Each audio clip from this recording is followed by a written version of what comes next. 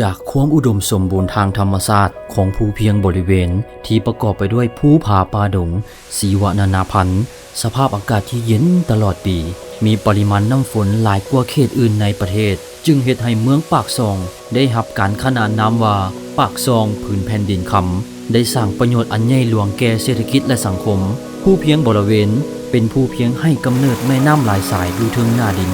มีจำนวน14สายและอยู่ใต้ดินลึกมีจำนวน17สาย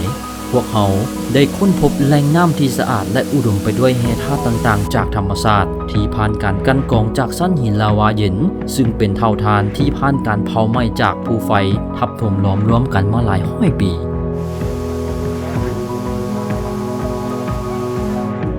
แหล่งน้ำสะอาดอยู่ใต้ดินลึกผ่านชั้นหินลาวาเย็นกว่า250เมตรได้ถูกนำมาผ่านขบวนการกั้นตองและฆ่าเชื้อถึง5ขบวนการผ่านเครื่องกรองตะกอนสิ่งปนเปื้อนกำจัดกลิ่นสีและปรับสภาพความเป็นกรดด่างของน้ำนำมาผ่านไส้กรอง5ไมครอนจากนั้นไหลเข้าผ่านระบบ RO ที่ได้รับการรับรองจาก EPA อเมริกาผ่านเนื้อไส้กรอง 0.0001 ไมครอนฆ่าเชื้อด้วยโอโซนและแสง UV เพื่อให้ปราศจากเชื้อโรคต่างๆพร้อมเข้าสู่ขบวนการบรรจุอัตโนมัติที่ทันสมัยด้วยระบบ Closed System ที่มีคุณภาพมาตรฐานเข้าใส่ขวดน้ำดื่ม PET ปราศจากสารพิษและบ่ทำลายสิ่งแวดล้อมได้รับการยั่งยืนจากกรมอาหารและยากระทรวงสาธารณสุขแห่งสปป.ลาว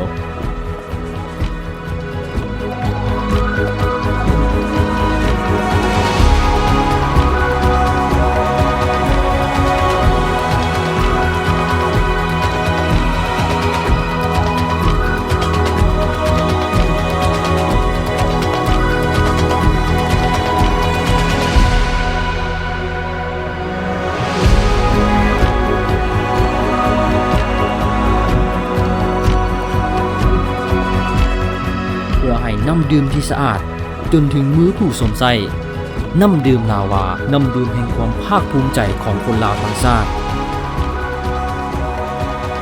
คุณภาพชีวิตที่ดีสุขภาพที่ดีเริ่มต้นที่น้ำดื่มลาวา